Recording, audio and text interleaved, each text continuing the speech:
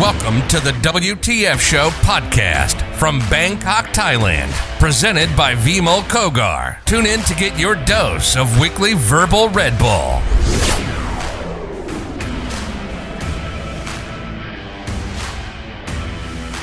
Welcome, girls and boys, to the WTF Show this week with Vimol Kogar. I am your host, Vimol Kogar, and today I have Nandini Sehgal. Welcome to the show, Nandini. Thank you so much for having me. Tell me a little bit about your college life and where you went to college. Sure. So I did my undergrad here in Bangkok. I went to Chulalongkorn University. I studied communication arts and management, which the easy version is basically everything you can imagine from advertising, sales, marketing. That's pretty much what my degree was about. And then immediately after that, I went and I did my master's in the UK at Warwick University. I was in Warwick Business School and I continued my interest in marketing. So my degree was marketing and strategy. And that was basically the whole idea was to come out of that job and be able to go straight into consulting, for example, to go into brand management. So that was kind of the plan that I had going in my educational career, I'd say. And where did you go after you graduated? So as soon as I graduated with my master's, I came home to Bangkok and started, applying for the jobs in big corporations, in startups. I basically wanted to give myself as much opportunity as possible. And I started my first job actually at Lazada. And back then, Lazada had only been around for, I think, 2 years. So a lot of people didn't really know about it yet. And I was starting in a department that didn't essentially exist up until the time I joined. It was for their PR and branding department.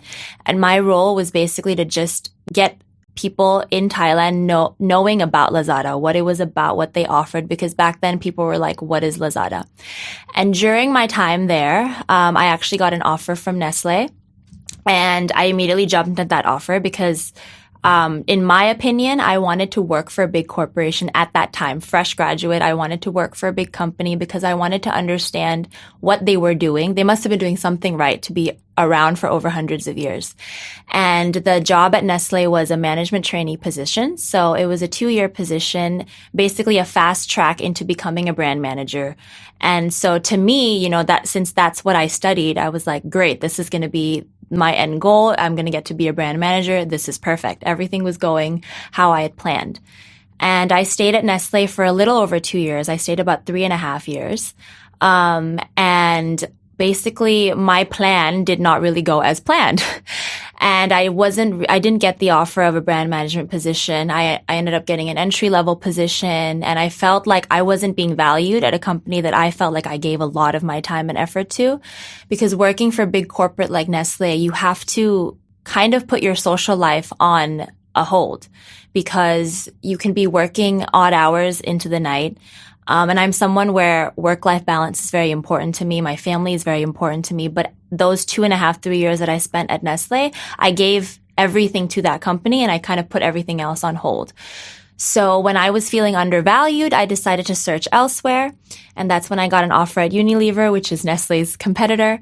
So I jumped ship and moved to Unilever. And there I basically got what I hoped for, which was to be a brand manager, to really be holding and making key decisions for brands. I was responsible for not one, but 3 different brands. And that was a really, really wonderful experience. I stayed at Unilever for about 2 years. And in those 2 years, I was basically groomed to kind of think like an entrepreneur because that is what Unilever does for you. They train you to sort of be your own person, be your own boss. You get to make all the decisions. You get to do all the execution work. As you can imagine, again, work was crazy busy. Monday to Friday would just go by in a heartbeat. Weekends didn't really exist anymore because you'd be planning for the next upcoming week. So it was a very intense rat race, but I think at that time it's what I needed and it's what I enjoyed. But I think after doing that for, it had been 5 years, I'd worked for big corporations, learned a ton. As I mentioned, I was doing according to my plan. But as with life, nothing ever really goes according to plan. And I realized this big, shiny corporate life wasn't all that it was cut out to be. Yeah, you're making a bunch of money, you're learning a lot. But for me, I was giving up my family, I was giving up my friends, and that was something that no amount of money could ever buy. And in between my Unilever life, I started going to a spin class during my break. So in the evenings, there was a spin studio walking distance from Unilever. So I would just go there. I had a spin studio really close to home. So I would go there on the weekends. And I started becoming so obsessed with it that I would go 2 times a day, morning, evening. You'd either find me in the office or you'd find me in a spinning studio on a bike. And eventually, when I was starting to feel really burnt out with my job, I obviously didn't want to quit because my dad was like, you can't quit until you have a plan. What are you going to do? Blah, blah, blah. And so the spin studio actually approached me and they were like, we're actually looking to train new instructors. Would you be interested? And I was like, of course, that sounds amazing. But then they said it would be a full-time commitment. It would be a Monday to Friday, 5 hours a day. And I was like, well, I have a full-time job. I don't really know how I'm going to do that. And I kind of took that as my opportunity to be like, look, if the corporate world is not where you were hoping for it to be, maybe this is your way out. And so I actually told Unilever that I'll be back. So I never actually left the company. They kind of put me as a leave without pay type of role. And I left for 2 months to train to be an instructor.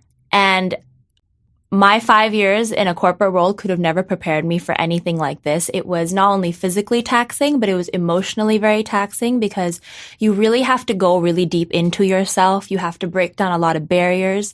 I was breaking down a lot of stereotypes because I'm essentially an Indian girl born and raised in this society where you're always taught to go to a great school, get great jobs, go to a university, get a good job, get married, have kids. That was kind of the plan that I was raised under.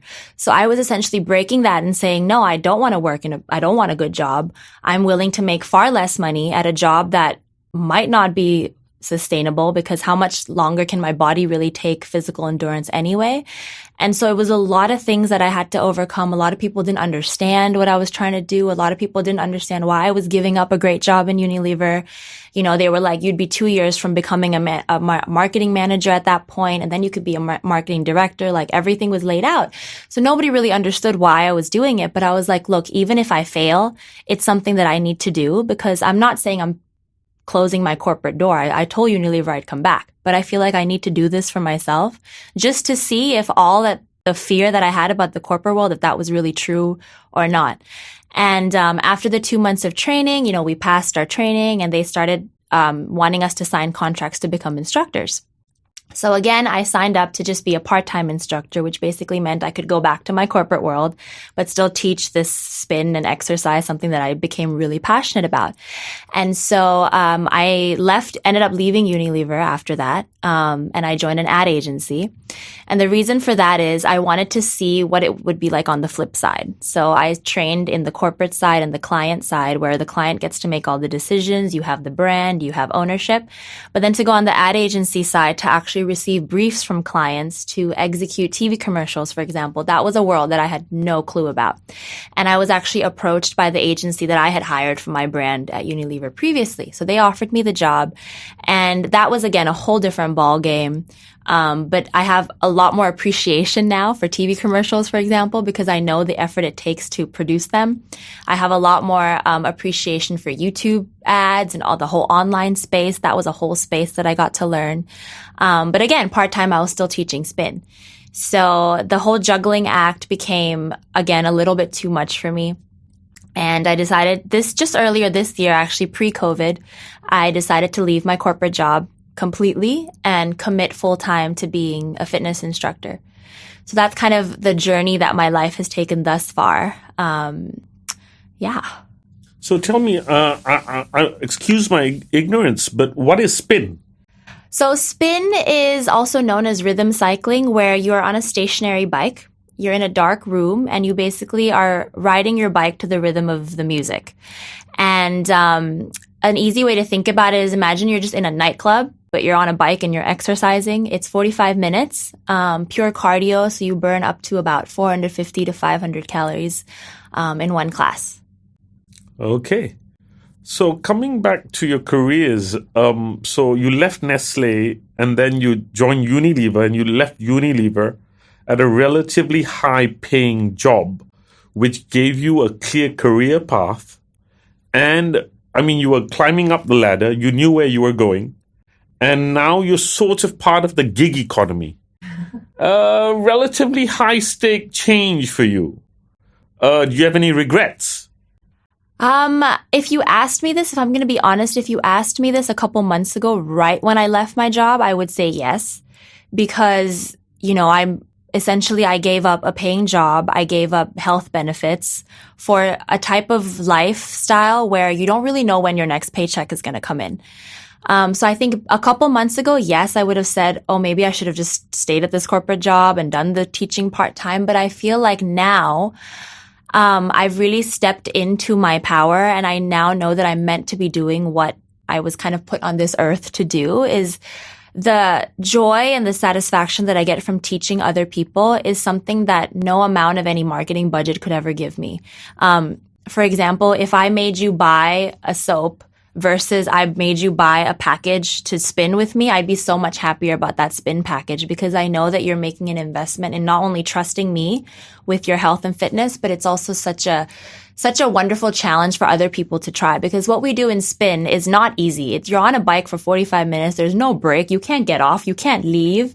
You have to put your phone away. You're essentially trusting this stranger on a podium to lead you for the next 45 minutes. And it's scary sometimes. It's hard, and I've seen so many people that, want to give up. And I feel like it's a good representation of life as well, is that, we're on this journey. We don't really know what's going to happen, but at the end of the day, you just have to really know that you're going to do your best. All you can really do is your best. And, I know I'm making a very simple comparison between a spin class and life, but it is what it is. And sometimes I really remind people that, if you can ride on a bike for 45 minutes without giving up, imagine what you can do out in the real world, if you at least have that belief in yourself. And I think that's what I've always held close to my heart, is that no matter what I'm doing, if I'm giving it my 100%, if I'm doing my best, then I have nothing to fear. And I don't think I'm doing anything wrong. Was there a time in your life where we call a WTF moment? Something that occurred in your life that made you pivot, made you change the way you look at things? Yeah, and I think I could go back to my time at Unilever. So, I was climbing the corporate ladder, and when you join a job, you kind of I always try to find a mentor. So I had a mentor at Unilever. She was basically, her role was, it was called managing director, but she was basically the head of the entire marketing department at Unilever. So she had, tens, 20s of brands under her, and she had about an arsenal of people under her. And I always looked up to her and I thought, wow, like she always has so much grace. She has so much poise. And like, I want to be her, basically. I was like, I'm going to do whatever I can at Unilever to be like her. This was probably my first month into the job. And then when I got to know her, I asked her for a lot of guidance. I told her, I was like, look, I want you to be my mentor. I want you to teach me how to be you, basically. And as we got closer, our relationship got closer, I really started to see behind that sort of role that she had. And she, was saying that, she's dealing with so much incredible stress. She shared with me that she's trying to conceive, but, her body is just under so much stress from her job that she can't really conceive a child. She can't have a family. She's, mostly working late nights. I remember once, for me to stay at the office past 8 p.m. was already late, but she told me, I met her the next morning and she said I was at the office until 2 a.m., which to me was like, what could possibly be so urgent that you need to be at the office at 2 a.m.? Like, that is unhealthy. And, I realized that it's all that fame and all of that power to be in that big position. She had to give up so much, which, as I mentioned, was something that I was not willing to give up. Back then, being in my early 20s, I knew I didn't want to give up my family. I didn't want to give up the chance of having my own family someday. And immediately this light bulb went off in my head and I was like, wait a minute. That this is not the path that I want to be on. I could be making a lot of money, but who am I going to spend it with? Who am I going to enjoy my life with? By the time I get to that point in my life, I might have so many health ailments that all of this money would probably have to end up spending on going to the hospital constantly. And I remember a point in my childhood as well where I would see my grandparents, with all these ailments. And I remember telling to myself, I must have been like 4 or 5. I was like, I don't want to be like them when I get to their age. I don't want to be bedridden. I don't want to be, having hospital trips constantly. And I think that's when I realized, and also again, the shifting to the fitness world, is that I didn't want to have to spend all of my hard-earned money on illness. So, Nandini, the college graduates who have come in now, WTF is a peer-to-peer support and youth empowerment show, really. And we've had a lot of our listeners coming in who've just graduated and cannot find jobs. Yeah. I mean, that's just the bottom line. They can't find jobs in this pandemic world. Can you give them some advice a little bit about how they maybe not find a job, but how they find themselves and therefore progress to the next level? Yeah, that's a really great question. I think when you're a fresh graduate, I can admit even back then I didn't know who I was, but I knew what I was meant to do based on how I was raised. But I think now we live in a world where there's no excuse for not having knowledge about something. It's so easy to make a Google search nowadays. And I think in order to really find yourself, you kind of have to just take a step back and truly try to listen to yourself. So it's not about what your parents think you should be doing. It's not what your friends think you should be doing, but really just take a step back and think, okay, what do I enjoy? What are my passions? What are my hobbies? And if right now, it's difficult to find a job, spend your time on your hobbies, whether you like to paint or if you like to be active as well. You like to play sports, try to join a community where you can meet like-minded people. Nowadays, again, with the internet, you can post your own talents on the internet now. Instagram is such a wonderful platform that you can use to your advantage. We have YouTube. There's probably so many other ones that I don't even have the knowledge of at this point, but it's about trying to quiet the noise on the outside and just realizing and asking yourself, like, wait a minute, what exactly is it do I enjoy? Because I've actually spoken to a few fresh graduates or even people that are about to graduate in the upcoming year, next year, and they are like, I have no idea what I want to do. Maybe I should just go into business because everybody goes into business. And I always tell them, like, don't do what you think you should do, but figure out what it is that you actually want to do. And it's going to be scary because, like I said, when I chose this path, leaving my set corporate job, it's still scary sometimes because I still have naysayers coming up to me and they're like, you're so qualified. Like, what are you doing throwing this away? But I'm like, I know I need to be on this journey and I'm so happy on this journey.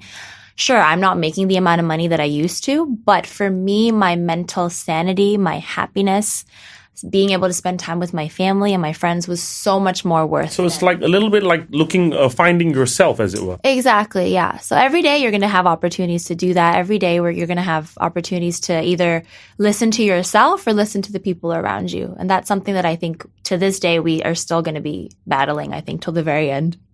So these new graduates who don't have jobs and they've gone into the gig economy, freelance.com, fiverr.com, and all the other platforms that they're looking for gig jobs, is there always a sense of insecurity about your next gig? Or do you think that spiritualism or some form of faith helps you find the light? That's a great question. I honestly think it could go both ways because as much as I like to practice, mindfulness and I'm a meditation coach as well, not a lot of people are ready to open themselves up to that because it's still kind of a very gray area. There are people that like scientific research. They're like, show me the proof that meditation is going to help me, which yes, there is research there, but it's still very, very new. It's still in its infancy stage. But I think a lot of knowing yourself is also being able to understand what your mind is trying to say to you. And the only way you can do that is if you allow yourself to sit in a space where there are no distractions. So that means putting your phone away, being alone, so not with anybody. And I'm not trying to say that you have to, go to a monastery and become a monk and sit under a tree and meditate. That's not, especially in the world we live in, that's not what I'm trying to say. But it's more of just finding a space, being alone. And you don't even have to close your eyes. Just sit there and be like, okay, and just notice what your thoughts are trying to say to you. I always try to tell people is to have like a notebook with you and just start writing down your thoughts. So just do a brain dump. And you'd be surprised the amount of things that are going on in your head. Sorry, did you say brain dump? Yeah. Okay, what's a brain dump? So it's literally where you're dumping the thoughts in your brain onto a piece of paper. Oh, okay, brain dump. Yeah. Okay. Wow. That's really exciting. Tell me a little bit about where you see yourself in the future. What's your plans? You're getting certification for mindfulness and other things. What are the certifications you're looking for, and what type of services are you offering? And finally, how do I access those services? Okay, so to answer all of those questions, I am certified as a personal trainer, soon to be certified as a fitness nutritionist, which is different from a clinical nutritionist. So this is more with regards to, if you're on a fitness journey and you want to eat better, that's kind of the nutrition that I can provide. I'm also a mindfulness coach. I'm also taking training in breath work. To become a breathwork facilitator, which is what's a breathwork? I'm sorry, could you explain that? Of course. So breathwork is basically a form of self-healing that you can do using your breath. So a lot of people practice this. There is something on Netflix. It's called the Wim Hof method.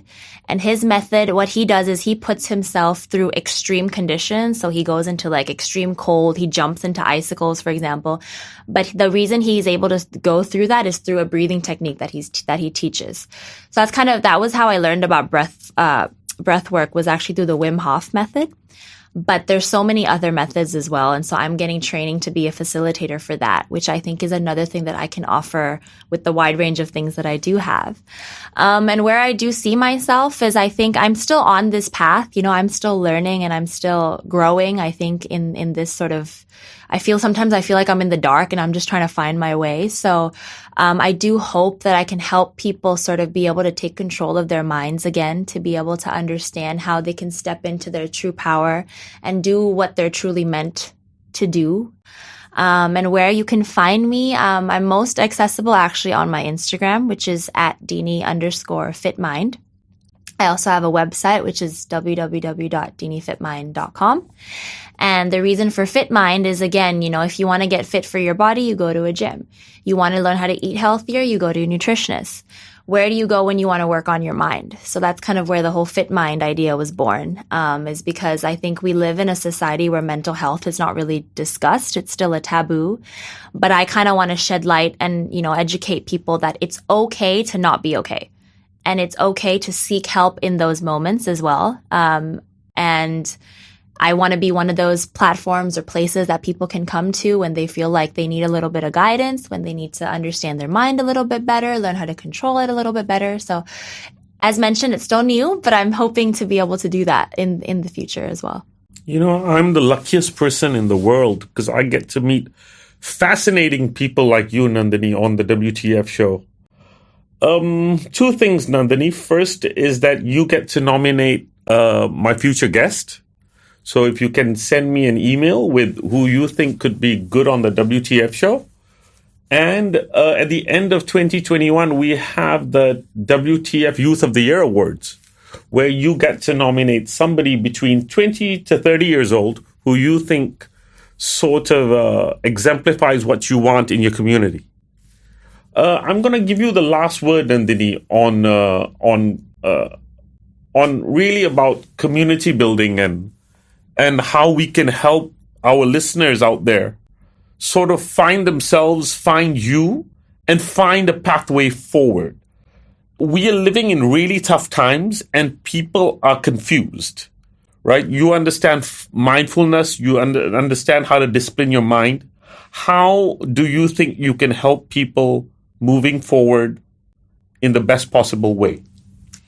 Well, first off, I just want to thank you for having me on your show. I think what you're doing is wonderful. You're able to bring people that I think I would have never met previously, and it's so inspiring to see. I consider myself old to be on your show, but seeing so many other youth here, it's just so wonderful. I think it's a journey, right? So for me, I'm not saying that I woke up overnight and I was able to control my mind. This was, I think, 3 or 4 years of personal self-development that I've done. But I think it's just helping people to just learn to be open and honest with your feelings. As I said, it's okay to not be okay. And it's okay to not have all the answers. I still don't have all the answers. But I'm I'm comfortable enough to admit that. And I think when you are able to do that, that's when you truly allow your true self to show rather than what you think people want to see. I think for the longest time, I always thought I had to be a certain type of person. I had to be a certain type of daughter, for example. I had to be a certain type of sister. I had to be a certain type of career woman. And when you're trying to fulfill all those different roles, you end up forgetting who you truly are. And I have to admit, I lost myself a lot of times in that journey, which is why now I'm coming out of it and I'm saying, look, I did it. It wasn't for me. I'm not saying it's not for you either. Someone out there listening might actually want to be in a corporate world, and that's great. But you have to be able to be confident to know that, look, I'm choosing this path because I know it's going to make me happy. And just go with it, no matter what other people think. You just have to really, truly believe that if what you are doing makes you happy, that's all that really matters. Thank you, Nandini. Somebody with a 6-figure salary who's actually gone to find herself in a more beautiful place. I'm so happy you could join us on the show today, Nandini, and we hope to see you again soon. Goodbye and good luck. That's it from the WTF Show. Vimol and the team from WTF Show would like to thank all our sponsors. Tune in next week for another great gig with people making a difference to your future. For advertising spots, go to the WTF Show IG page and get more info or contact Vimol at 6681 616 5987.